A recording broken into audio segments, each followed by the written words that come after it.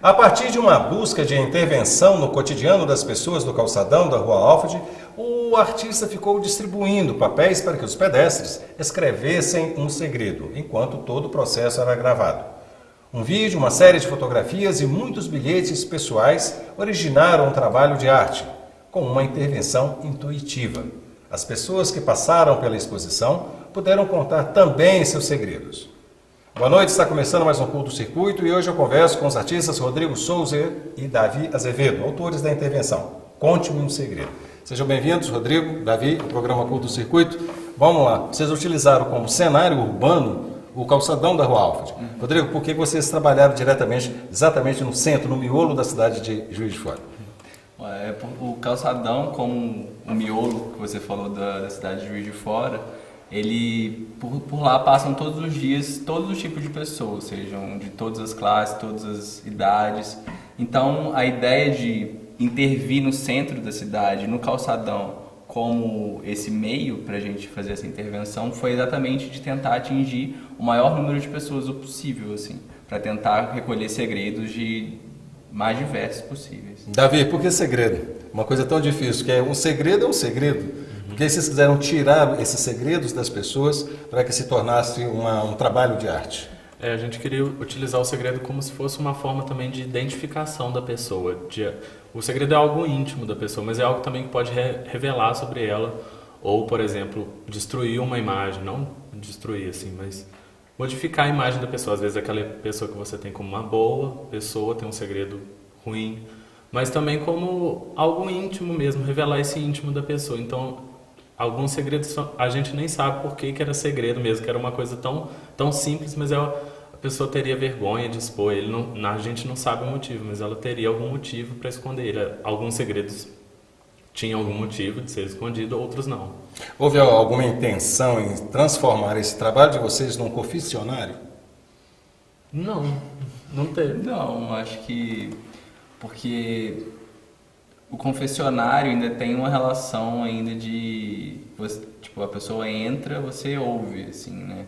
Mas assim, ainda tem essa relação de você tá ouvindo aquela pessoa, tá tendo aquela relação próxima mesmo. No caso dessa intervenção, a ideia foi que a gente nem soubesse quem estava escrevendo. Então a gente não tinha nenhuma, apesar assim da gente ver algumas pessoas escrevendo, como elas depositavam os segredos nas urnas, a gente não tinha ideia de quem estava escrevendo, né? Então, a ideia era mais brincar com essa relação do que você esconde do que você mostra.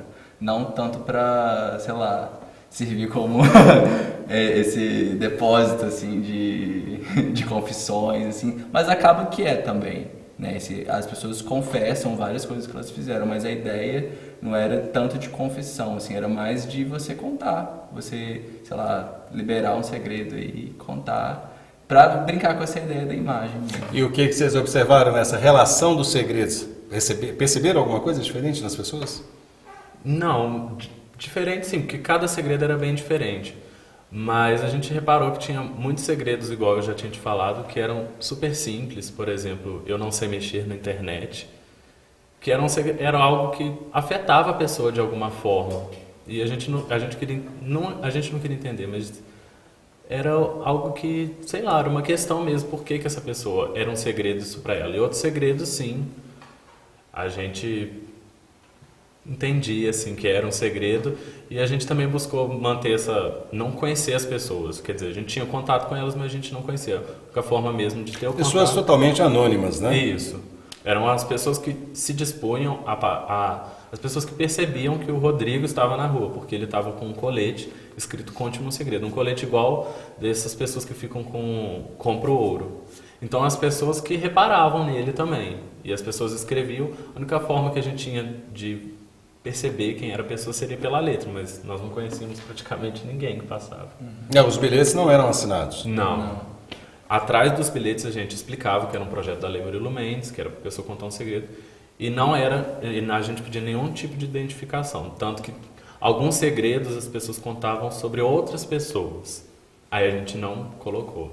Tipo assim, só se fosse meu irmão, agora se colocasse um nome a gente não colocou. Agora eu queria ouvir de vocês um segredo de vocês aí. Como surgiu essa ideia de fazer e tentar buscar esses segredos junto às pessoas? A ideia foi mais nessa relação de pensar assim, o que pode corromper uma imagem, assim, porque tem todo... A gente sempre está nesse jogo de representações, assim, né? A gente sempre está nesse jogo, assim, sei lá, de tentar encenar um determinado personagem. A gente faz um processo de montagem, assim, da nossa identidade.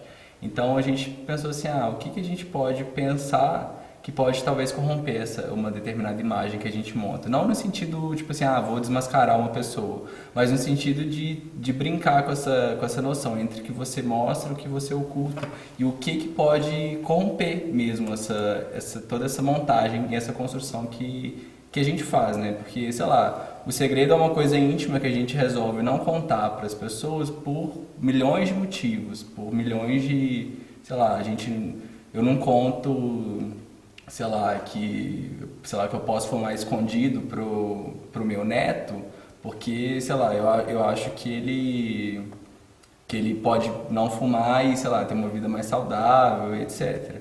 Mas às vezes o segredo, sei lá, o fato de eu fumar escondido pode fazer com que ele mude a imagem que ele tenha de mim, entendeu? Então, isso, por exemplo, tem um segredo que uma pessoa contou, que descobriu que a avó dela fumava escondido. Então... É uma forma de transformar as pessoas? Não de transformar, mas de você mostrar o quanto que essas representações estão aí no cotidiano, né? Uma forma de você mostrar que tá todo mundo encenando um personagem que na verdade nada é natural, assim, que a identidade não é uma coisa que você vê que é representada pela sua foto 3x4 da sua carteira. Então você está montando ela o tempo inteiro. É mais de entrar nesse jogo de encenação, assim, de mostrar, tanto na exposição a gente contrapõe imagens fotográficas com segredos. E é mais para brincar com essa ideia, assim, do quanto você monta e do quanto você esconde. Do quanto que você esconde para você fazer essa montagem. Davi, então como é que é transformar esses segredos, essas fotografias e o vídeo que vocês fizeram em arte? Primeiro, a intervenção, sim, já foi um processo artístico. Às vezes, é muito difícil explicar para uma pessoa por que isso seria arte. Por que eu levar um papel assinado por você, por exemplo, seria arte. Mas o que mesmo que levou a gente a pensar isso como arte é todo o conceito por trás que o Rodrigo já explicou. É o conceito de contrapor a identidade de uma foto, por exemplo, um documento de identidade, com uma identidade pessoal, uma identidade própria, que diverge muito. Às vezes não diverge ou não altera em nada, ou às vezes altera em tudo. E a gente procurou isso. O vídeo que a gente apresentou na exposição, a gente procurou manter as pessoas meio que escondidas, tanto que o vídeo não dá para ver ninguém identificar. Não dá para identificar as pessoas, isso, a gente né? usou a imagem bem distorcida para ninguém ser identificado e também não tem nenhum problema, às vezes, a pessoa que vê o vídeo não gostar de se ver lá, também porque a gente não tinha autorização. Porque o objetivo era mesmo filmar a cidade, o movimento da cidade, as pessoas que passavam por ali. Rodrigo, como é que foi a reação, como é que as pessoas reagiam ao vocês abordarem elas no meio do calçadão e com um colete amarelão, né, daquele tipo compro ouro, né, como vocês mesmos disseram? A reação era boa, era ruim? Então, a ideia do colete foi mais para intervir mesmo, né, para, sei lá, ficar bem camuflado ali no meio do calçadão, mas ao mesmo tempo, como o colete era amarelo, chamava atenção. E aí as pessoas ficavam olhando assim, mas o que é isso? Está distribuindo papel de ouro? Está distribuindo... O que ele está fazendo ali, né? Então, as pessoas recebiam papel, algumas nem queriam pegar, outras pegavam, e aí a gente percebia, assim, que a gente, sei lá, distribuía papel e às vezes olhava para a pessoa, e a pessoa olhava com um olhar surpreendido, tipo, o que é isso, né? O que está acontecendo? E aí as pessoas, ou sei lá, continuavam andando, ou voltavam para perguntar, ou liam o que estava escrito atrás e iam para a urna que estava perto da gente para depositar o segredo. Mas em geral as pessoas ficavam surpresas, mas a receptividade do público foi uma coisa que... Porque todo mundo pergunta... Surpreendeu? É uma coisa que todo mundo pergunta assim, teve algum segredo que te surpreendeu? Não teve, assim. O que me surpreendeu foi o quanto o público foi receptivo, assim, porque, sei lá... Eu não imaginava que fossem mais, sei lá, a gente recolheu 200 e poucos segredos, assim, em 5 dias. Então, eu não imaginava que fosse ser tantos segredos, assim. Então, não é que, sei lá, o conteúdo dos segredos possa ter surpreendido, alguma coisa assim, mas de fato a tamanha participação que teve assim, do público. Foi muito, Algum muito desses grande. segredos chegou a surpreender vocês ou chegou até a assustar vocês? Não, eu acho que não, assim, porque a ideia não era nem, como o propósito não era nem de fazer assim, estou revelando os segredos das pessoas com o objetivo de chocar, assim, a ideia não era essa, a ideia era jogar nesse âmbito de imagem, né, do que você esconde, que você mostra.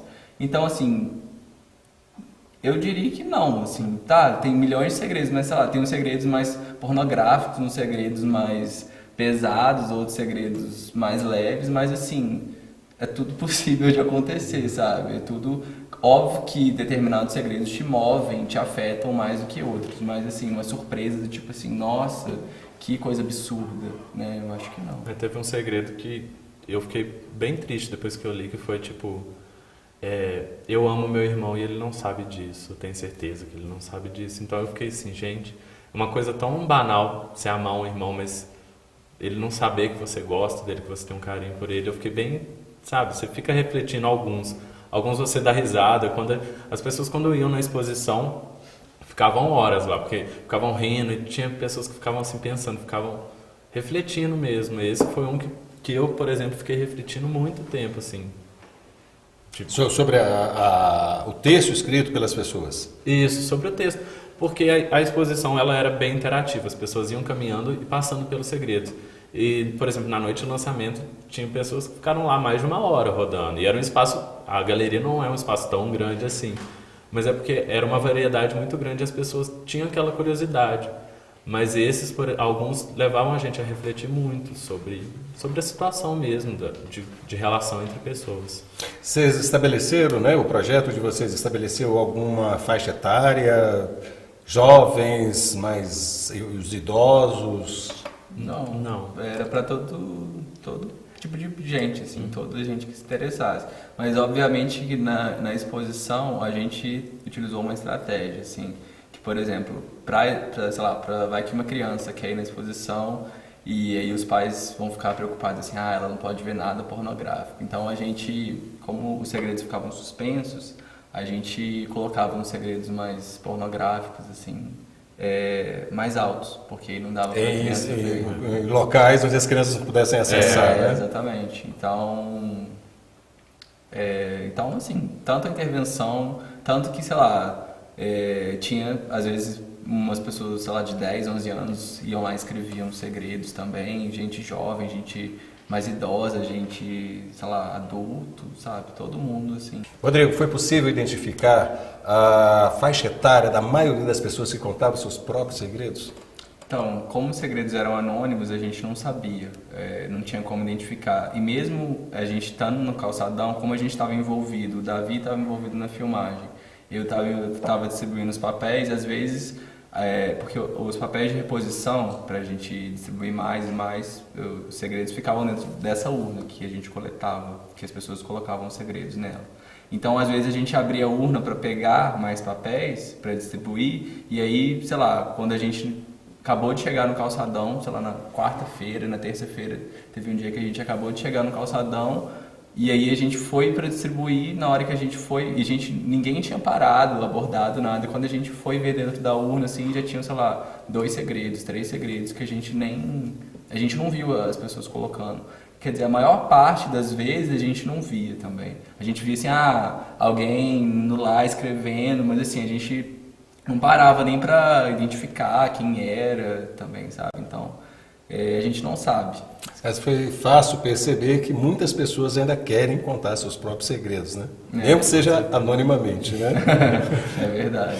Rodrigo, Davi, vamos dar uma pequena parada e o Culto Circuito volta já já para conhecer mais dessa intervenção Conte um Segredo. Até já.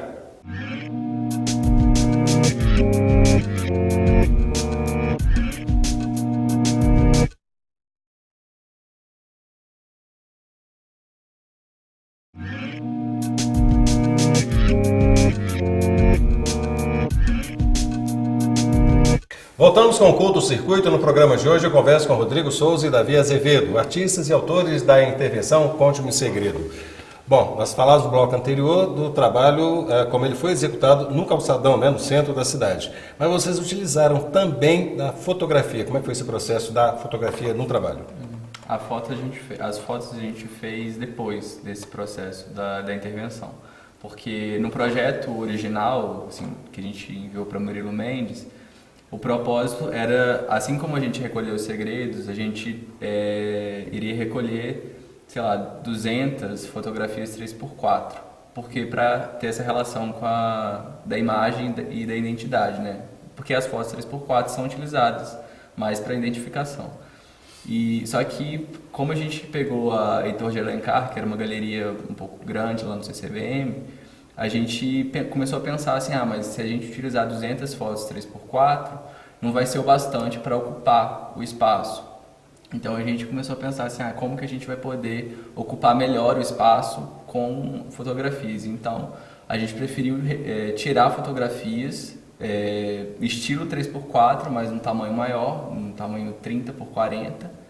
Bastante ampliado. Né? Ampliada, porque mesmo se a gente tirasse foto das 3x4, a resolução não ia ficar legal, assim, quando ampliasse. Então a gente tirou 19, se não me engano, 19 fotos ampliadas, com uma câmera boa, para que a gente pudesse mostrar essa relação que a gente estava querendo do 3x4, da identidade, mas que as fotografias pudessem ocupar também melhor o espaço, como foi feito. E houve um vídeo também, né? Que até nós vamos exibir já o vídeo deles. Esse vídeo também, qual a participação dele nesse processo dessa intervenção? Então, o vídeo seria o principal da exposição. A gente mandou o projeto como se fosse um vídeo. Então, o vídeo mesmo era para mostrar a participação do Rodrigo na rua, não a participação, como ele estava localizado na rua e como a cidade continuava se movimentando, o cotidiano da cidade mesmo. Então, a gente queria mostrar as pessoas circulando e algumas pessoas que paravam para escrever o segredo, mas o principal mesmo era a cidade, era mostrar o calçadão em si, que é o maior espaço da cidade que circulam pessoas diariamente, o variado tipo de pessoas. Rodrigo, me fala uma coisa, que esse é um trabalho que eu estou percebendo, que é um trabalho que vocês intervêm diretamente junto ao público, né? O cidadão brasileiro, no caso. Ou seja, há também a participação do artista. Você acredita que essa participação também é uma forma de modificar o estilo de arte que a gente vê dessa arte contemporânea? Eu acho que nessa arte que a gente vê hoje em dia, talvez... eu acho um pouco difícil de falar essa coisa de artista, porque eu estou começando agora, então eu não tenho uma palavra de autoridade, assim. Mas eu acho que essa arte que a gente vê hoje em dia é uma arte que busca muito mais envolver, é uma arte, por vezes, interativa, seja lá com tecnologia ou mesmo de uma arte mais relacional com o público, assim, uma arte que busca uma interação maior com o público nesse intuito de fazer com que a obra em si não seja, sei lá, uma coisa fechada, mas uma coisa aberta, assim, um constante processo. Acho que esse caráter de intervenção, assim, tanto que foi o que a gente realizou no Calçadão, mas nesse intuito não de criar uma obra separada da realidade, mas de intervir propriamente naquele fluxo para você tirar alguma coisa dali, a partir da relação que você tem com o público, assim. Então, nesse sentido, eu acho que nessa intervenção foi importante, claro, a participação do público também, né? Foi o principal da intervenção. Mas o que eu busquei também foi me colocar naquele ambiente para que eu também me modificasse, assim. Então, sei lá, para que eu também que eu não só afetasse a população, estou levando os segredos para elas contarem, mas também, querendo ou não, nesse processo eu também fui muito afetado, assim, nessa relação, né? Porque uma relação, assim como a comunicação, duas pessoas, assim, estão nesse processo. Então, eu acho que eu fui muito afetado também pela abordagem que as pessoas faziam, pelas conversas que eu tive no calçadão, sei lá, com o povo do Compro Ouro, com o povo que ficava limpando o calçadão, ou umas pessoas que chegavam, perguntavam e a gente começava a bater um papo. Então, eu acho que nesse sentido, nessa arte contemporânea também, o artista se coloca lá para o que deve assim, se coloca para ser afetado também, eu acho. Utilizando mais da interatividade, né, entre o artista e a obra, vamos dizer assim, a obra, no caso seriam os cidadãos, mas ao mesmo tempo as escritas, enfim, todo esse processo, o vídeo, as fotografias, né, tudo isso interage, né? Como é que foi essa montagem, Davi, com relação a essa exposição que vocês fizeram? A montagem em si... Da exposição.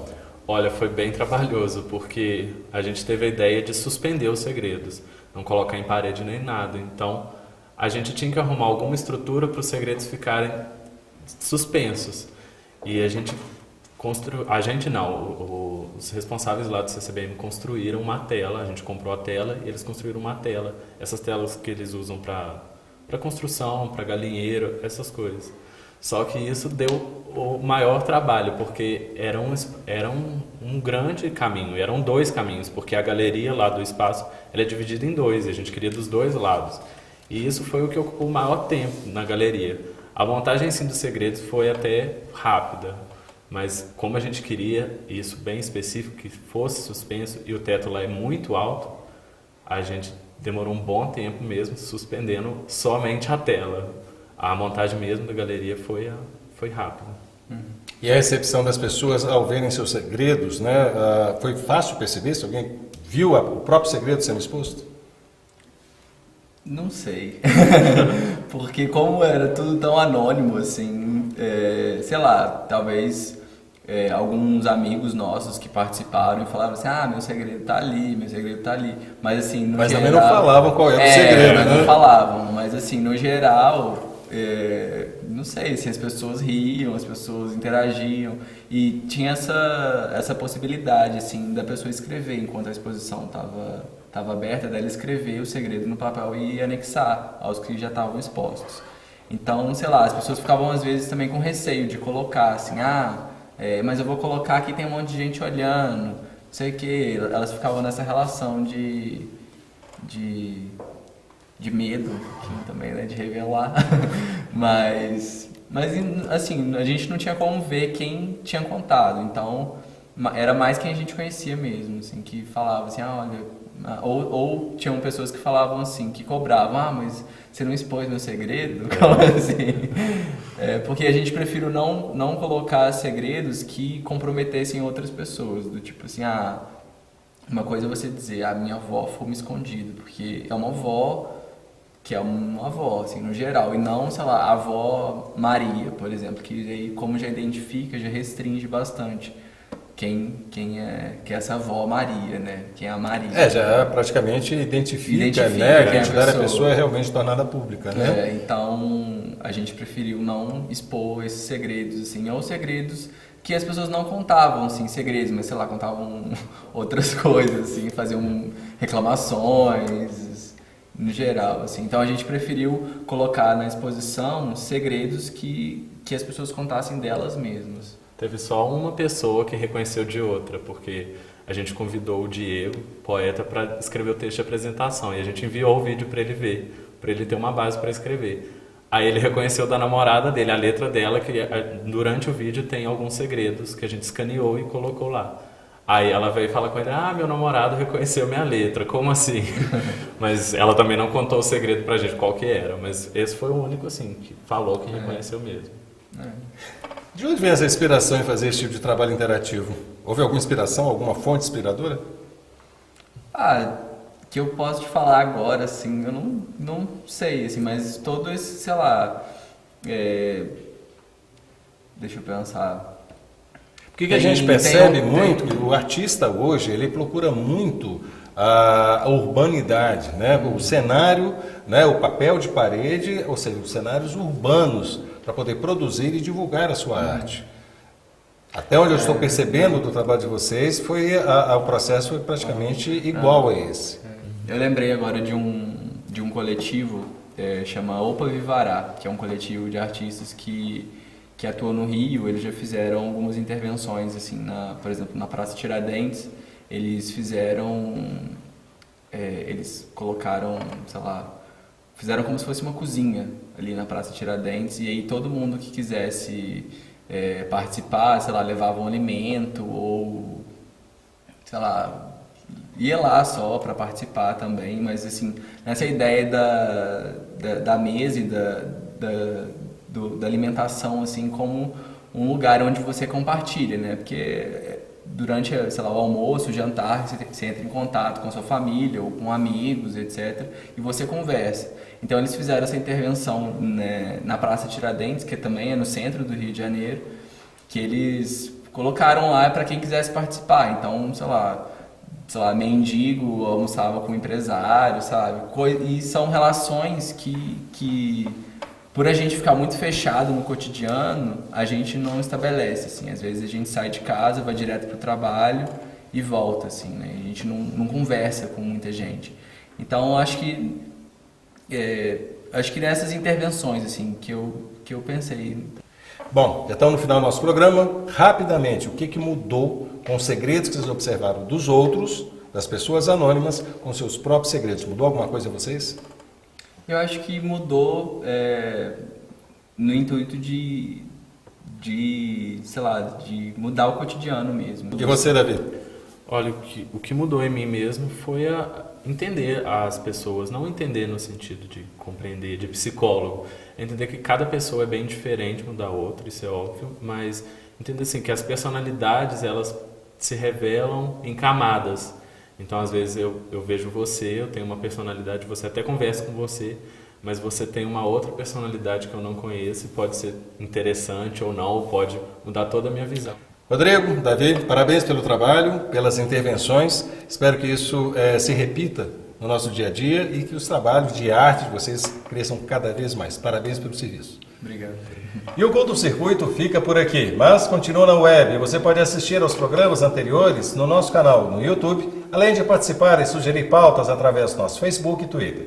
Então todos uma boa noite e até a próxima semana. Tchau.